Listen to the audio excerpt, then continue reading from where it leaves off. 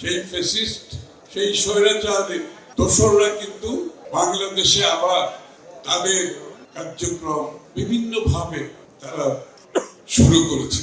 কখনো বিডিএ, কখনো আনসারের বিদ্রোহ, কখনো আপনার সংখ্যালঘুদের বেশি, কখনো ওই যে বেবি ট্যাক্সি, ইলেকট্রিক ট্যাক্সি, ওগুলার মাধ্যমে, এবং প্রতিনিয়ত বিভিন্ন জায়গায় আক্রমণ, এইসবের মাধ্যমে দেশে একটি অস্থিতিশীল অবস্থা সৃষ্টি করার প্রচেষ্টা চলছে। আমরা যে ঐক্যর মাধ্যমে ফ্যাসিস্টকে সরিয়েছি, স্বৈরাচারকে সরিয়েছি, আজকের দিনে আবার সেই ঐক্য কিন্তু আমাদেরকে অটুট রাখতে হবে। আমরা জাতি হিসাবে ঐক্যবদ্ধভাবে অটুট রাখতে হবে একটা কারণে, সেটা হচ্ছে মানুষের, জনগণের আকাঙ্ক্ষা, প্রত্যাশা এবং জনগণের মালিকানা ফিরিয়ে দিতে হলে আপনাকে গণতান্ত্রিক অর্ডারে ফিরে যেতে হবে। যুদ্ধটা ছিল কিন্তু গণতন্ত্রের, বাংলাদেশের স্বাধীনতা যুদ্ধটা ছিল গণতন্ত্রের জন্য, ফ্যাসিস্টের বিরুদ্ধে কিন্তু যুদ্ধটা ছিল গণতন্ত্রের জন্য, জনগণের মালিকানা ফিরে পাওয়ার জন্য।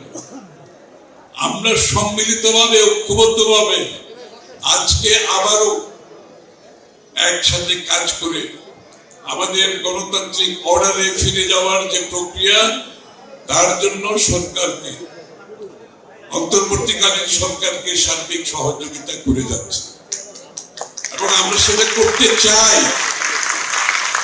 আমরা সেটা করতে চাই এই কারণে, এই অন্তর্বর্তীকালীন সরকারের মাধ্যমে আমাকে শান্তিপূর্ণভাবে ক্ষমতা হস্তান্তর করে গণতান্ত্রিক প্রক্রিয়া যাওয়া ছাড়া আর কোনো পথ নাই। এই জন্য আমাদেরকে এই প্রক্রিয়া যাতে সুস্থভাবে আমরা চালিয়ে দিতে পারি, সেই জন্য আমরা একসাথে কাজ করতে হবে। আজকে কিছু ঘটনা ঘটছে, যে ঘটনাগুলো জাতির জন্য, এগুলো সুখবর নয়।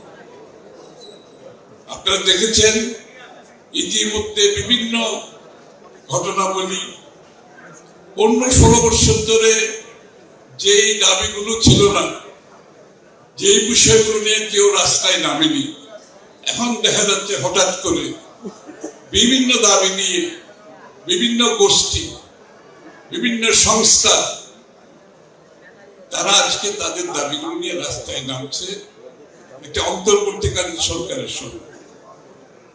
এবং এর পেছনে আমরা দেখতে পাচ্ছি আসলে দাবি দেওয়ার পিছনে, তাদের চাহিদার পিছনে একটা অন্য শক্তি এখানে কাজ করছে। এই শক্তিকে আমাদেরকে বুঝতে হবে, এই শক্তির উৎস কোথায় আমাদের বুঝতে হবে, কারা এদেরকে চালিত করছে আমাদের বুঝতে হবে।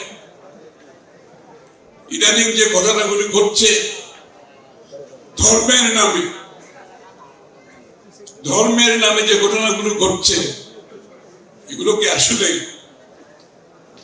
আসলে কি তাদের সেই দাবি দেওয়াগুলো, তারা যে ধর্মের নামে যে ধরনের ঘটনাগুলো এখন ঘটছে বাংলাদেশে, সেগুলো আমাদেরকে বোঝার জন্য একটু গভীরভাবে দেখতে হবে।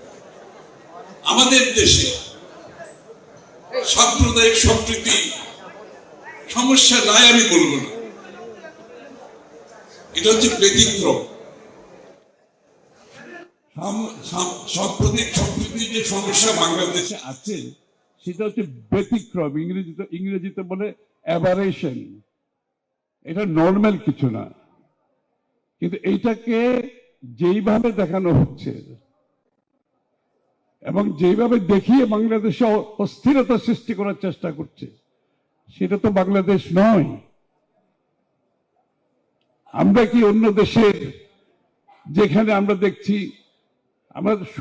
আমি আনন্দের সাথে বলতে চাই, এই অস্থিরতা কিন্তু বাংলাদেশের মানুষকে কিন্তু অস্থির করে তুলছে না।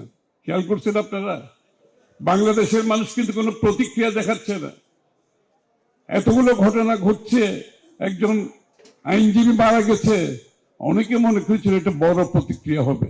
বাংলাদেশের মানুষ কিন্তু সেই প্রতিক্রিয়া দেখায় নাই, তাদের সহ্য গুণ অনেক বেশি। এরকম অনেকগুলো ঘটনা ঘটেছে, অথচ অনেক দেশে আমরা দেখতে পাচ্ছি, এই যে বাবরি মসজিদ যখন ভেঙেছে, বাংলাদেশে কোনো প্রতিক্রিয়া হয়েছে? ওখানে যখন ওই গোরক্ষার জন্য যখন এই 30-40 জনকে হত্যা করা হয়, বাংলাদেশে কোনো প্রতিক্রিয়া হয় না। কিন্তু এই যে পশ্চিমবঙ্গে কলকাতায় বাংলাদেশ এমবাসি ভাঙচুর করা হয়েছে, বাংলাদেশে কোনো প্রতিক্রিয়া হয়নি।